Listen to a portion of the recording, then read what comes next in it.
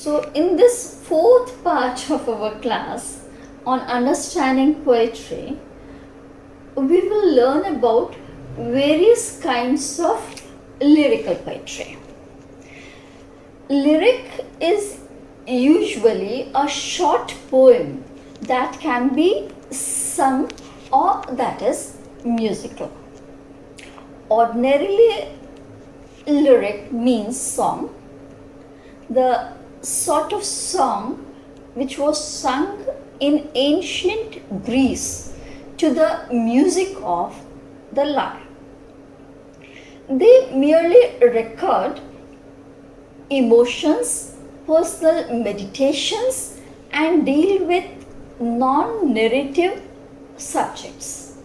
The subject matter and the form of lyrics are extremely varied.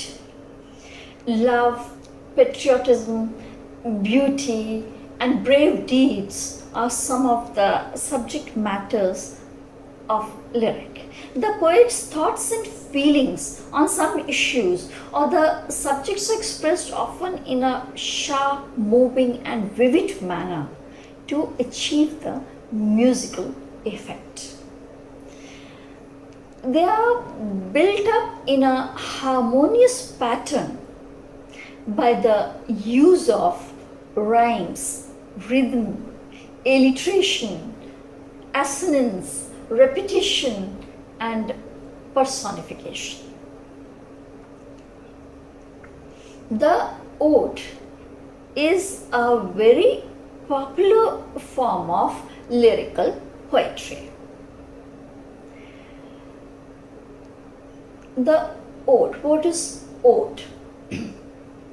Ode is also of Greek origin, a lengthy lyric poem, typically of a serious or meditative nature and having an elevated style and formal stanza structure is ode. Ode is a serious and dignified composition and is longer than the lyric. Ode is often in the form of an address and is sometimes used to celebrate an important public occasion. Ode is exalted in subject matter and elevated in tone and style. Its theme is sublime and noble, and its treatment is grand and dignified.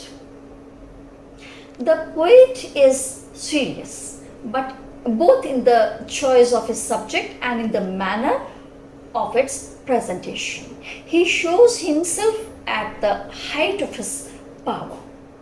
It is longer than the lyric, as I said, and has no fixed length. Ode expresses deep and sincere emotion of a poet. This you should remember. But its expression is expected to be much more elaborate and impressive and diffuse. So the ode is often addressed directly to the person or the subject it treats. Often written in praise of a person, an object, or an event. So the opening lines contain an appeal, which is the characteristic of the whole treatment of the poem. Some of the very popular odes are Shelley's Ode to the West Wind, John Keats' Ode on a Grecian Urn, Tennyson's To Virgil, and William Collins' Ode on Evening.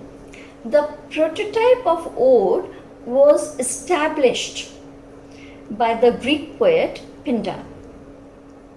His complex stanzas were patterned in sets of three: strophe, antistrophe, and epitaph.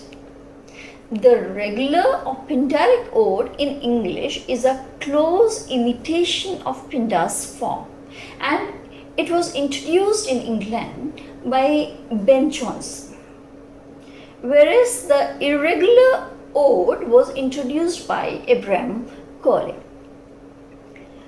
Presently in this class we are not going into much details. For now, just let's know this, that the Greek ode has two forms, such as they are Dorian ode and Lesbian ode. The Dorian ode was choric and was sung to the accompaniment of a dance. Its structure was borrowed from the movement of the dances. It consisted of three parts, that is strophe, interstrophe and epode. The sequence of strophe, interstrophe and epode could be repeated any number of times in an ode. It was repeated thrice, 3 times in Gray's odes, the Progress of the Poesy and the Bard. The second kind of ode, that is Lesbian ode, was simpler in form than Pindaric, and it consisted of a number of short stanzas, similar in length and arrangement. The treatment was direct and dignified, and the thought clearly developed.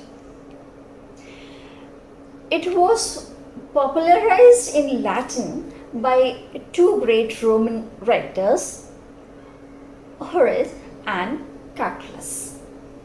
The works of Horace served as a model to English poets.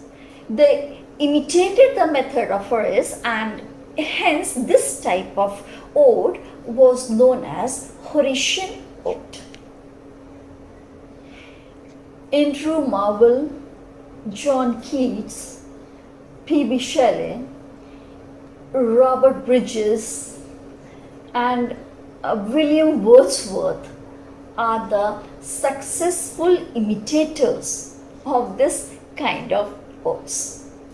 These writers do not follow the classical traditions strictly with regard to subject, treatment, style and outlook. They differ from person to person.